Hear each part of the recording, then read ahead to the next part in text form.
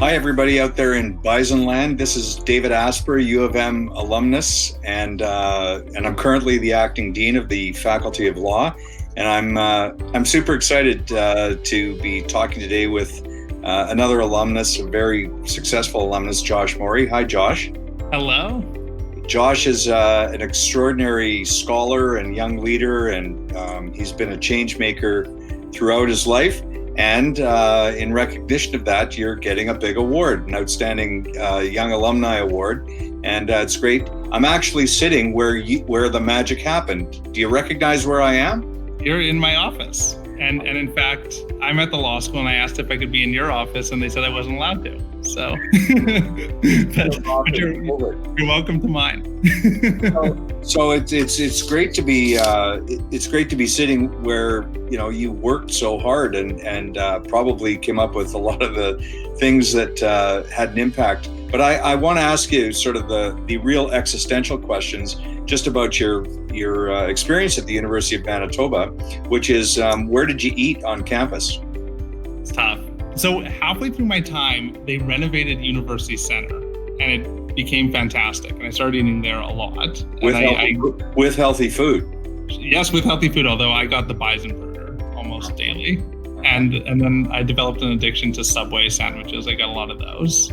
I mean, when you were on campus at the U of M, I mean, you were very active. I mean, just talk to alumni a little bit about sort of what motivated you to engage with students and to kind of nudge people outside their comfort zone and to think of some very challenging issues. Yeah, I think the U of M's an interesting place because it's a commuter campus, and at a lot of commuter campuses, I think people go home at the end of the day unless you're in residence, and they drive to school and then drive home.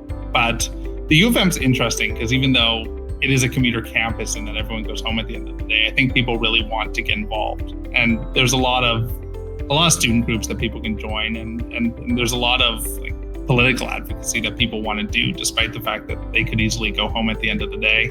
So there was a lot of that. Like I saw in the business school when I was there that everybody took an interest in what was happening at UMSU and on the Commerce Students Association, and it's the same in law school. And I think it's interesting because when there's a push to get that involved, I think that the rules that govern the behavior between students and what students can and cannot say on campus become even more important. So that's what I. Sorry, go ahead. Well, no, I was gonna ask you because one of the things that that really piqued your interest and in which you had a lot of success was both relating to anti-Semitism on campus. And then also promoting the creation of the Arab-Jewish dialogue group. So talk a little bit about that. Those are tough issues.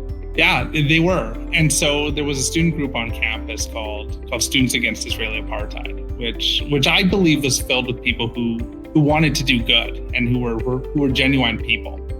But the problem is the way in which the group advanced its message contravened the policies of the university and the student union.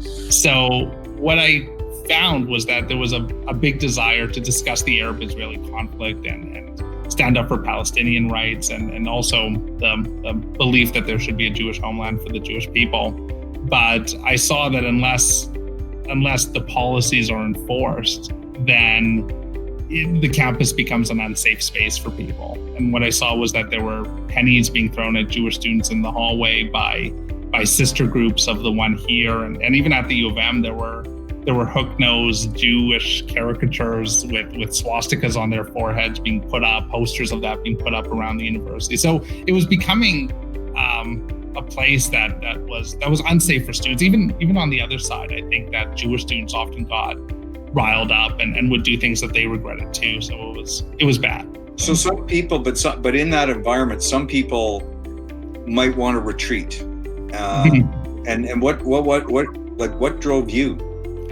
I just saw that I think as university students, we have an obligation to talk about difficult issues. And I think that there was a real hunger to talk about them. I just didn't want North America and this campus in particular to move in the direction that campuses in well, even on the eastern coast of the United States, but in Europe, in France. I have a friend in France, and it's interesting. I was talking to her, and she was visiting Toronto, and I said to her, "What did you do for Passover this year?" And she said, "Are you insane? Don't talk about that in public. Don't let people know you're Jewish." I said, well, like, nobody cares if you're Jewish, but I saw that unless you check groups like this, that's the result, is that you become afraid to mention that you're Jewish in public.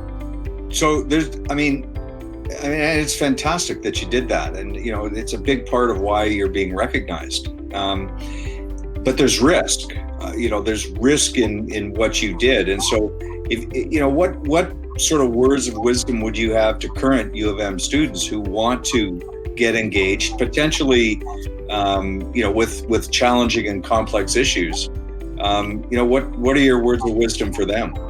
I think generally it's not as the repercussions of doing stuff like this is not as bad as people make it sound, because mostly if the people who are part of the group that you're fighting with, but the group that you believe is contravening the policies, if as this group was the Students Against Israeli Apartheid, the people who were part of the group were genuine people who just wanted to make a difference. I think if you say to them, there's a place for you, but you have to respect the policies when you advance your opinion, I think that everybody wins when that happens. I think that if you're shutting down speech you don't like, I think that becomes much more difficult, and the backlash can be much harder. But here, the results were generally that the group that was doing the bad things went away, and it was replaced, as you said, by an Arab-Jewish dialogue on campus amongst other groups that just wanted to talk about the conflict in a way that didn't contravene the policies.